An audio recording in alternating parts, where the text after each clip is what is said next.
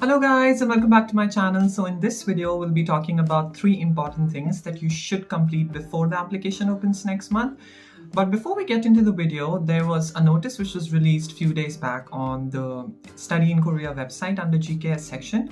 And a lot of people have been, DMing me and asking me about the confusion. So the GKS scholarship there was a provision of something under GKS or NIED through which they were providing opportunities to self-funded students to come here. So that particular program has been cancelled, but the scholarships for undergraduates and graduates, which opens in September for undergraduates and February for graduates, are going to stay the same. So you can just prepare your applications like you're doing and you don't have to worry about that notice. That does not concern the scholarship applications.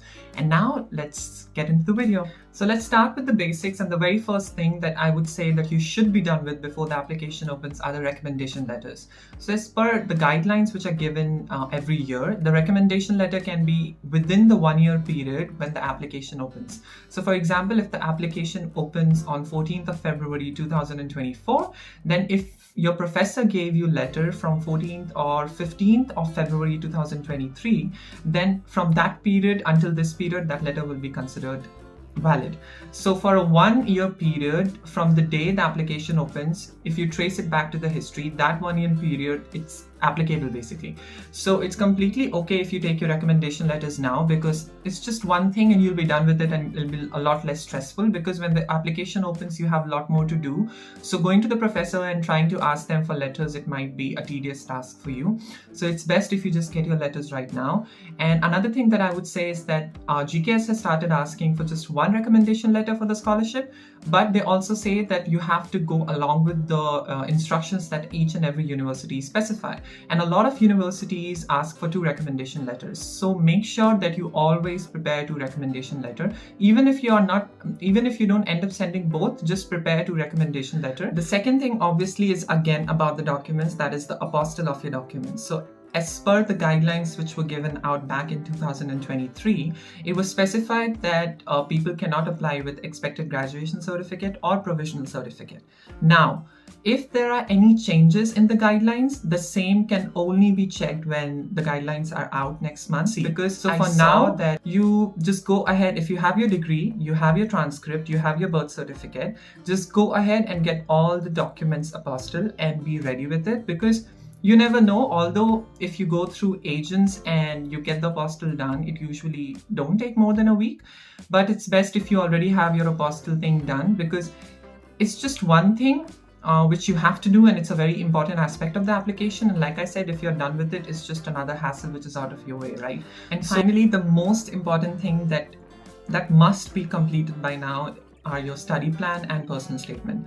I cannot stress more on this point that if you start writing your study plan and personal statement when the application opens, you won't be able to give your all to the entire writing process, because it takes a lot of time, and you have to, like I have already mentioned in a lot of my videos, you have to make a story out of your personal statement and study plan, because that is something which holds a vast majority of your evaluation criteria.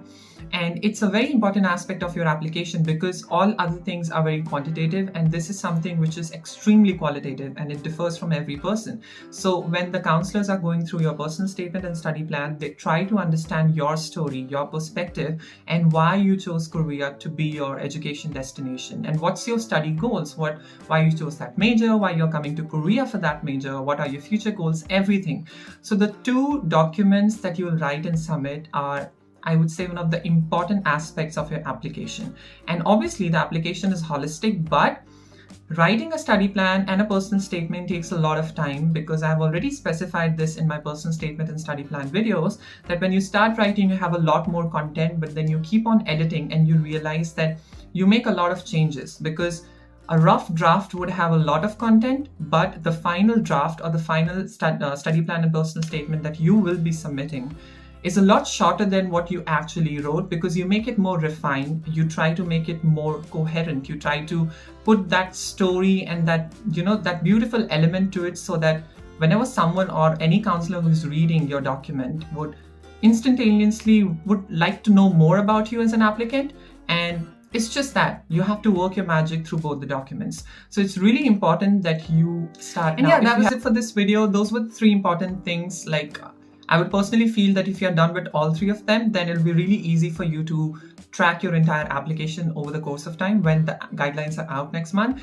And they'll probably release the guidelines around 10 to 15th of February. Usually they always do like that every year.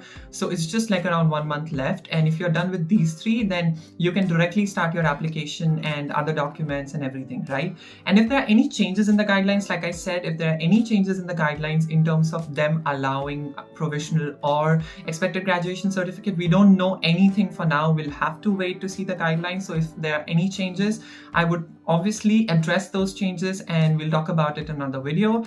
And like I've already posted on the channel, I'm planning to make I'm planning to do a live, but initially I was planning to do it like recently around the month of January, but then I delayed it because I thought when the guidelines are out, I'll immediately try to do a live then so that I can address your questions for GKS as well as study in life both simultaneously. Yeah, so I think that was it. And if you like this video, give it a big fat thumbs up. If you have not subscribed to the channel, do subscribe to the channel, and in the comment section below, let me know what other type of content you're looking for. If you have any questions related to GKS or any other thing, just drop them down below and I'll answer as soon as I can. And until I see you again, bye-bye.